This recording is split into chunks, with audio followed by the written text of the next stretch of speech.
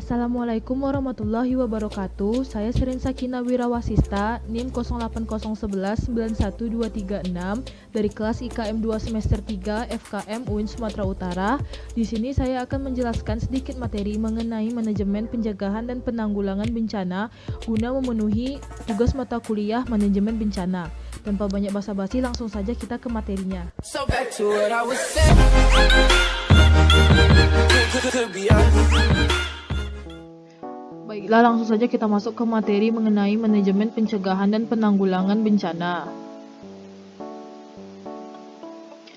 Di sini saya akan membahas 3 pokok pembahasan. Yang pertama mengenai tahan penanganan bencana, kemudian kesiapsiagaan dalam penanganan bencana, dan yang terakhir cepat dan tanggap darurat. Topik pertama yang akan saya bahas yaitu tahan penanganan bencana. Di sini ada berbagai definisi yang dipaparkan oleh para ahli. Yang pertama dari Universitas British Columbia mengenai arti penanganan bencana, yaitu proses pembentukan atau penetapan tujuan bersama dan nilai bersama atau common value untuk mendorong pihak-pihak yang terlibat untuk menyusun rencana dan menghadapi bencana, baik itu bencana potensial maupun aktual. Kemudian, berdasarkan Undang-Undang RI Nomor 24 Tahun 2007 mengenai definisi manajemen bencana, manajemen bencana adalah suatu proses dinamis, berlanjut, dan terpadu untuk meningkatkan kualitas langkah-langkah yang berhubungan dengan observasi dan analisis bencana serta pencegahan, mitigasi, kesiapsiagaan, peringatan dini, penanganan darurat, rehabilitasi, dan rekonstruksi bencana. Kemudian ada definisi lain yang dipaparkan oleh University of Wisconsin, yaitu manajemen bencana adalah serangkaian kegiatan yang didesain dalam mengendalikan situasi bencana darurat dan mempersiapkan kerangka untuk membantu orang yang rentan bencana dalam menghindari atau mengatasi dampak bencana tersebut. Kemudian, kita akan membahas tentang tujuan dan mekanisme. Yang pertama, secara umum manajemen bencana ini mempunyai tujuan, yaitu tujuannya untuk mencegah dan membatasi jumlah korban manusia serta kerusakan harta benda dan lingkungan hidup. Yang kedua, menghilangkan kesengsaraan dan kesulitan dalam kehidupan dan penghidupan korban. Yang ketiga, untuk mengembalikan korban bencana dari daerah penampungan atau pengungsian ke daerah asal bila memungkinkan. Apabila daerahnya itu sudah hancur atau bisa dibilang rusak karena bencana, dapat direlokasikan ke daerah baru yang layak huni dan aman. Yang keempat, untuk mengembalikan fungsi fasilitas umum utama seperti komunikasi transportasi, air minum, listrik, dan telepon, juga termasuk mengembalikan kehidupan ekonomi dan sosial daerah yang terkena bencana. Yang kelima, untuk mengurangi kerusakan dan kerugian yang lebih lanjut. Dan yang terakhir, untuk meletakkan dasar-dasar yang diperlukan guna pelaksanaan kegiatan rehabilitasi dan rekonstruksi dalam konteks pembangunan. Selanjutnya, ada mekanisme manajemen bencana yang terdiri dari 2 aspek. Yang pertama adalah mekanisme internal atau informal. Mekanisme internal atau informal ini merupakan unsur-unsur masyarakat di lokasi bencana yang secara umum melaksanakan fungsi pertama dan utama dalam manajemen bencana dan kerap kali disebut mekanisme manajemen bencana alamiah. Terdiri dari keluarga, organisasi sosial informal seperti pengajian, pelayanan kematian, kegiatan kegotong royongan, arisan dan sebagainya, serta masyarakat lokal. Yang kedua, mekanisme eksternal atau formal, yaitu organisasi yang sengaja dibentuk untuk tujuannya manajemen bencana. Emang organisasi ini dibentuk oleh negara untuk menangani bencana-bencana yang terjadi. Contohnya seperti di Indonesia, ada Bakornas PB, Sakorlak PB, dan Satlak PB. Yang ketiga, ada tahapan. Secara umum, manajemen bencana dan keadaan darurat adalah tahapan pra-bencana, saat bencana, dan pasca bencana. Untuk daerah-daerah yang kerap tertimpa bencana, akan menerapkan tahapan-tahapan kerja yang lebih mendetail sebagai berikut. Yang pertama, ada riset. Riset itu untuk mempelajari fenomena alam yang akan terjadi secara umum atau khusus di suatu daerah. Contohnya apabila terjadi kebakaran hutan. Riset tentang lokasi dan pendataan masyarakat di dalam ataupun sekitar hutan mengawali paket penanganan bencana. Apabila juga ada kebakaran di daerah lain seperti pasar misalnya, tentulah pendataan kelayakan pasar dapat membantu akar permasalahan dan bencana kebakaran tersebut. Yang kedua, ada analisis kerawanan dan kajian risiko atau Vulnerabilities Analysis and Risk Assessment. Ada beberapa variabel yang bisa menyebabkan bencana ataupun keadaan darurat terjadi di satu daerah. Matriks atas variabel ini patut didaftar untuk kemudian dikaji resiko atau dampaknya. Karena jika satu variabel atau paduan beberapa variabel terjadi, maka akan terkait menjadi masalah baru. Yang ketiga, ada sosialisasi dan kesiapan masyarakat. Pengetahuan atas fenomena alam hingga tindakan antisipatif setiap anggota masyarakat merupakan hal mutlak dilakukan oleh pemerintah ataupun kalangan akademis yang telah melakukan kajian-kajian dan pemantauan atas fenomena alam di daerahnya. Yang keempat, ada mitigasi atau persiapan mendekati terjadinya bencana atau keadaan darurat. Tentunya dalam persiapan ini kita perlu edukasi yang lebih. Contohnya, jika akan terjadi bencana banjir, seperti bulan Desember ini, sudah termasuk ke musim hujan. Tentunya persiapan kita untuk menghadapi bencana alam banjir ini, kita dapat melakukan gotong royong, membersihkan saluran got, dan membangun daerah-daerah penyerapan air ke tanah.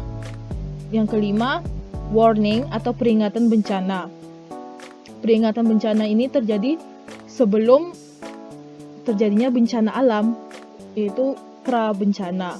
Sebagai contoh, ketika gunung berapi sudah mulai aktif, cukup parah, sosialisasi bahaya letusan yang lebih besar selayaknya juga dilakukan tak hanya dengan upaya persuasif.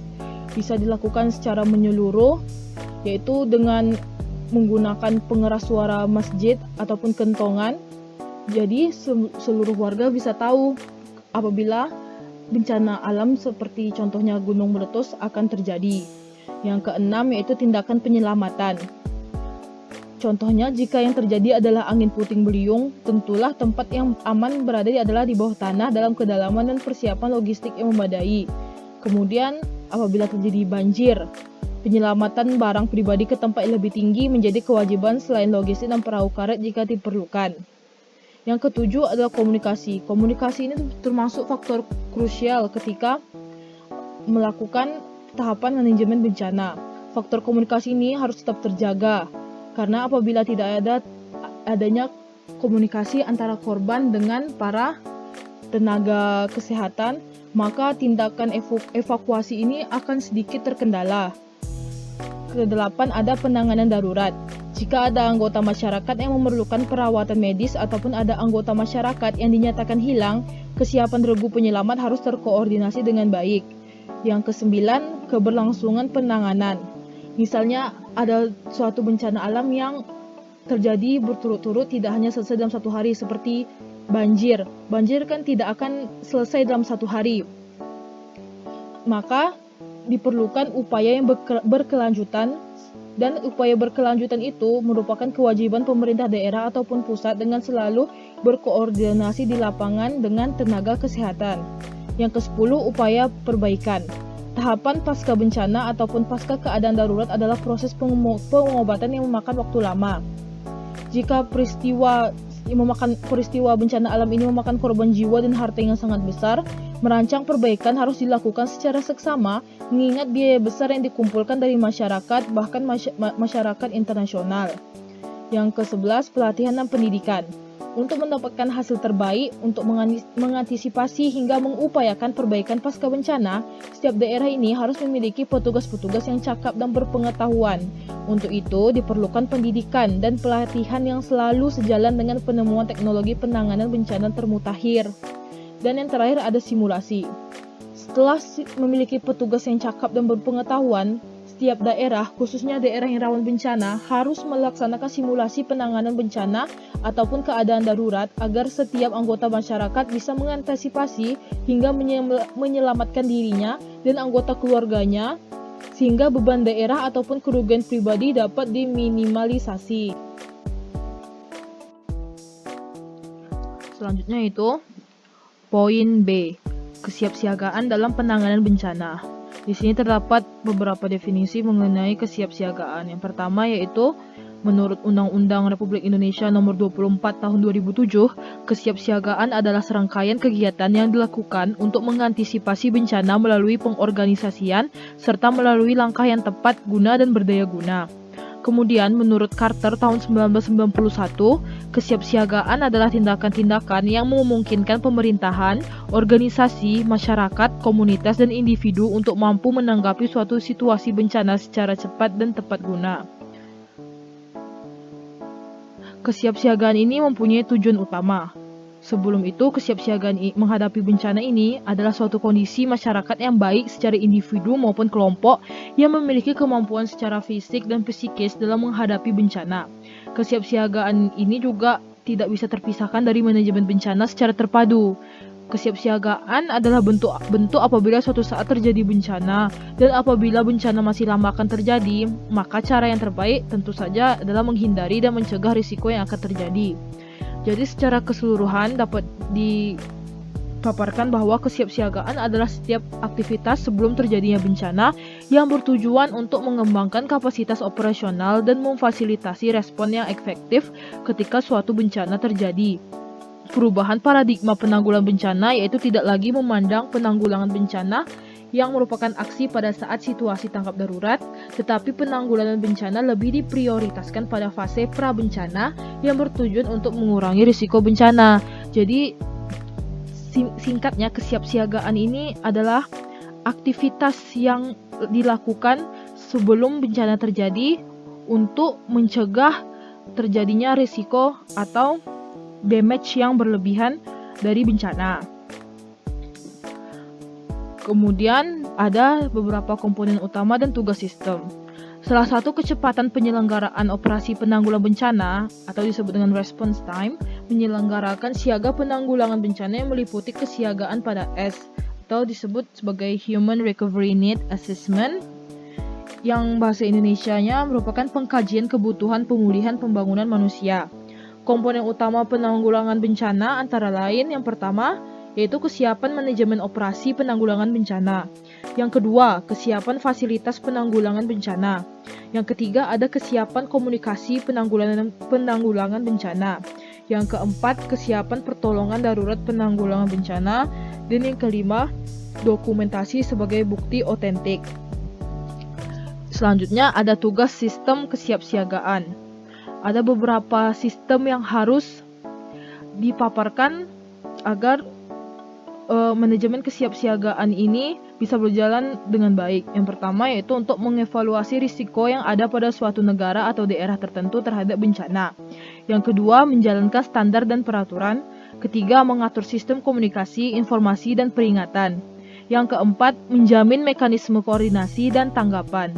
Yang kelima, menjalankan langkah-langkah untuk memastikan bahwa sumber daya keuangan dan sumber daya lain yang tersedia. Yang keenam, mengembangkan program pendidikan masyarakat. Ketujuh, mengoordinasi penyampaian informasi pada media massa. Kedelapan, mengorganisasi latihan simulasi bencana yang dapat menguji mekanisme respon atau tanggapan. Selanjutnya kita masuk poin ketiga, yaitu cepat dan tanggap darurat. Di sini, definisi tanggap darurat adalah upaya yang dilakukan segera pada saat kejadian bencana untuk menanggulangi dampak yang ditimbulkan, terutama berupa penyelamatan korban dan harta benda, evakuasi, juga pengungsian. Pada tanggap darurat bencana, terdapat hal-hal berikut. Yang pertama, yaitu korban massal. Korban massal ini adalah korban relatif banyak akibat penyebab yang sama dan perlu pertolongan segera dengan kebutuhan sarana, fasilitas, dan tenaga yang lebih dari yang tersedia. Kemudian yang kedua, itu tentu saja bencana. Bencana ada yang mendadak atau tidak terencana dan juga perlahan tapi berlanjut. Berdampak pada pola kehidupan normal atau ekosistem hingga diperlukan tindakan darurat dan luar biasa untuk menolong dan menyelamatkan korban dan lingkungannya. Dan yang kedua, ada yang namanya bencana kompleks. Bencana ini disertai permusuhan yang luas, disertai dan ancaman keamanan, serta arus pengungsian luas. Dalam tata cara pengerjaannya juga terdapat permasalahan dan juga ada beberapa cara kerja sistem yang harus dilaksanakan. Yang pertama, masalah yang dihadapi saat terjadi bencana. Yang pertama yaitu tentu saja keterbatasan SDM atau sumber daya manusia. Tenaga yang ada umumnya mempunyai tugas rutin yang lain. Yang kedua, keterbatasan peralatan atau sarana. Pusat pelayanan tidak disiapkan untuk jumlah korban yang besar. Ketiga, sistem kesehatan belum disiapkan secara khusus untuk menghadapi bencana. Yang masalah ini sering terjadi di Indonesia, terutama kawasan-kawasan yang terpencil dan susah diakses. Tetapi ini dapat dilakukan dengan baik apabila cara kerja sistemnya memadai. Dalam menghadapi bencana diperlukan suatu sistem tanggap bencana yang berfungsi sebagai panduan tindakan dalam menghadapi bencana. Sistem tersebut hendaknya bersifat yang pertama efisien, yaitu sistem tanggap bencana ini harus ampuh dalam menanggulangi bencana di setiap tahapan, disesuaikan dengan jenis dan tingkat bahaya yang ditimbulkan. Yang kedua, tentu harus efektif. Sistem tanggap bencana harus tepat guna dan sesuai dengan kebutuhan. Yang ketiga, terukur. Maksudnya terukur yaitu semua tahapan dan tindakan ini harus terukur, yakni disesuaikan dengan kapasitas dan sumber daya yang dimiliki. Dan yang terakhir, harus tepat sasaran. Sistem tanggap bencana harus sesuai dengan tujuan dan hasil akhir yang diharapkan. Dalam pembentukan sistem tanggap ini ada beberapa tahapan yang harus dilalui. Yaitu yang pertama ada mitigation, yaitu pengurangan pencegahan. Mitigation ini merupakan langkah memperingan risiko yang ditimbulkan oleh bencana. Yang kedua ada preparedness, yaitu perencanaan sampai persiapan. Merupakan kesiapsiagaan dalam menghadapi terjadinya bencana. Dalam preparedness ini ada dua bagian penting, yakni adanya perencanaan matang dan persiapan yang memadai sehubungan dengan tingkat risiko bencana. Yang ketiga ada response, yaitu penyelamatan sampai pertolongan. Pertama, tindakan tanggap bencana bertujuan untuk menyelamatkan dan menolong jiwa manusia, baik secara personal, kelompok, maupun masyarakat keseluruhan. Yang kedua, tindakan tanggap bencana itu memiliki tujuan untuk menyelamatkan harta benda yang berhubungan dengan kelangsungan hidup. Dan yang terakhir ada recovery, atau pemulihan sampai dengan pengawasan. Tahap ini merupakan tahap pemulihan dari kerusakan yang ditimbulkan oleh bencana. Tahap ini juga terdapat dalam dua bagian, yakni pemulihan dan pengawasan, serta bertujuan untuk memulihkan kondisi seperti semula atau setidaknya menyesuaikan kondisi pasca bencana untuk keberlangsungan hidup selanjutnya. Baiklah, sampai sini penjelasan yang bisa saya sampaikan. Sebelum menutup video ini, saya akan memaparkan satu quotes mengenai manajemen bencana yang saya sangat suka, yang dipaparkan oleh Max Mayfield, yaitu preparation through education is less costly than learning through tragedy, yang artinya persiapan melalui edukasi atau pendidikan itu lebih murah daripada belajar melalui tragedi atau bencana. Demikianlah penjelasan materi yang telah saya sampaikan. Saya mohon maaf apabila ada terdapat kesalahan dalam penyampaian saya. Saya tutup dengan wabillahi taufiq wal hidayah. Assalamualaikum warahmatullahi wabarakatuh. Stay safe and stay healthy everyone. Goodbye.